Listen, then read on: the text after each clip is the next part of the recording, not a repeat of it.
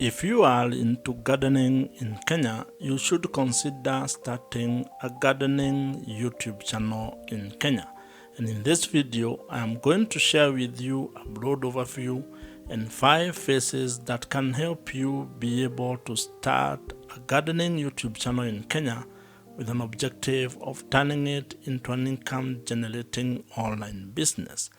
YouTube is a very powerful platform, and you can be able to leverage the power of video marketing to be able to turn your gardening skills, expertise, experience, and probably the things that you have done when it comes to gardening into an income generating asset. Something that can be able to be generating you extra income from the comfort of your home or from the comfort of your garden. I want you to also think beyond Kenya, because starting a gardening YouTube channel provides you with a chance to be able to tap into the emerging and existing opportunities that come with online business ecosystems. And this is because the rise of creator economy across the world provides you with a chance to be able to tap into money-making opportunities that come with that subsector. And so, if you are keen and interested in starting a profitable garden YouTube channel in Kenya, I want you to consider the following 5 phases. This is all about research and planning on the YouTube channel that you are going to create. You need to take some time and actually do background research on the topic or the idea that you want to create videos on, and also plan your schedule on how you are going to do it. The planning could include when you are going to post content, how many times you are going to post per month or per week, or whatever schedule you come up with. You need to have thought through about all those issues before you have actually started and launched your YouTube channel. This is an important phase, because when you do your research well and when you plan well, then you will have increased your chances of success. You will have looked at the path that you are going to follow towards achieving the goal you have set for yourself. Phase 2 is actually a critical one when it comes to your strategy, your business plan, and how you are going to make money with your YouTube channel. And I know you might be wondering how or why I would bring monetization this early in your planning phase. The idea is that if you are building a YouTube channel as a business, you need to have figured out how this business is actually going to generate revenue, how you are going to make money. And there are quite a number of ways on how you can be able to make money with your YouTube channel. And while you may want to do all of them, probably you may not be able to do that when you start. You may need to actually sequence it. You may need to create a plan on how you're going to execute and implement each of the monetization strategies that you want to pursue. The ways in which you can be able to make money with your YouTube channel include display advertising, affiliate marketing, selling of digital or physical products, subscriptions, memberships, coaching, consultancy, as well as subscription, among other monetization ideas. In phase 3, this is where the rubber meets the road. This is where your focus will be on when it comes to creating the content needed for your YouTube channel. The work that you're going to do in this phase is basically creating your video content.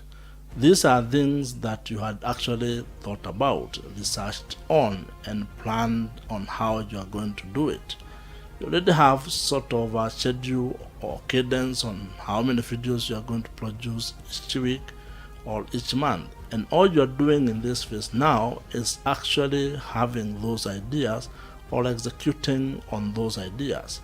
That means researching the specific video ideas, scripting them, recording them, editing, and publishing them, or at least scheduling when they will be published. This is actually the most difficult part when it comes to starting and building a YouTube channel, because unless there is nothing else you are doing, it is possible that you will be required to set time aside to actually create content. And if you're already working or already running a business or have other things that you do, you may find that you do not have a lot of time to actually do this work. And this is why it requires you to be very focused, to be very disciplined, and to have a clear plan and schedule on how things are going to work. However, you cannot ignore creating video content, because this is the lifeline of your YouTube business. It is the lifeline of your YouTube channel. A YouTube channel without content is pretty much useless, but you need to be creating content that serves the target audience or the target market that you had already planned to serve. You need to be able to be creating content that actually adds value to that particular audience. And the kind of value you can provide could include informational, educational, or entertaining, depending on the topic or the niche, the subject matter that you're discussing.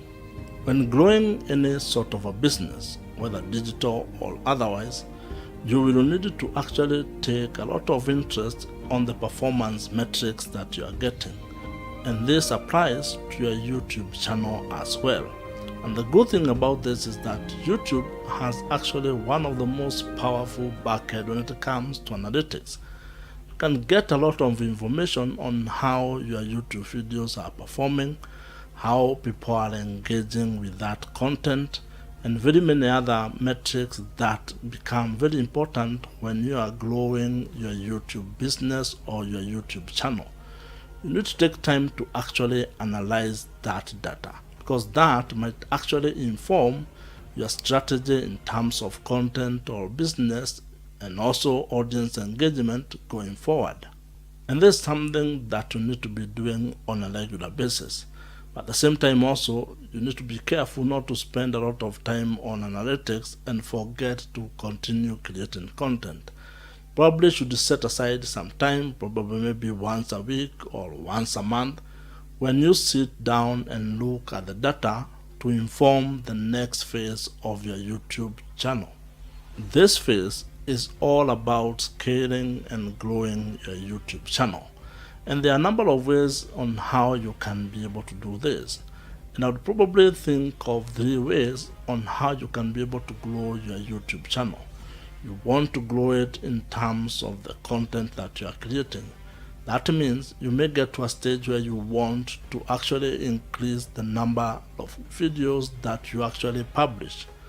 That is about growing your content.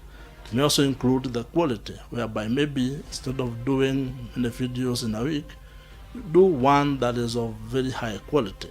It all depends on the stage that you are in. Second way in which you can be able to grow your YouTube channel relates to audience engagement and audience growth. The way this can work is that you can look at probably increasing the number of subscribers.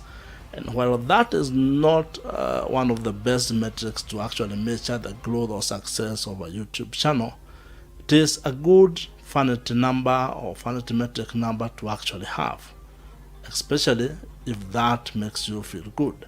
However, there are also other ways in which you can increase engagement with your audience.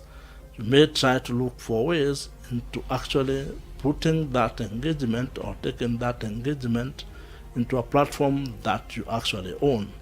That would look like, how are people engaging on your email newsletter? Are they engaging with the lead magnets that you create? Are they downloading the number of things that you provide on your description box?